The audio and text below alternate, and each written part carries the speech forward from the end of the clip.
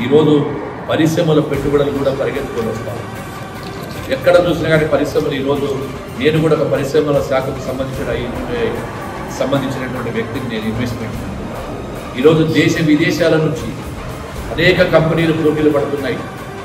అదేవిధంగా shipping yard కావచ్చు, ఫిష్వి కావచ్చు, తర్వాత ఇండస్ట్రీస్ కావచ్చు, ప్రతి వారు కూడా మేము వస్తున్నాము, ఈరోజు చేస్తామని చెప్పి చాలామంది కూడా రావడం జరుగుతూ ఉంది. ఈరోజు రాజధాని కూడా ఖచ్చితంగా భారతదేశంలో ఎక్కడా లేనటువంటి రాజధాని నిర్మిస్తాం. ప్రతి చెట్టు ఇదొక పోలవరంని కూడా ఖచ్చితంగా కూడా కంప్లీట్ చేస్తాం.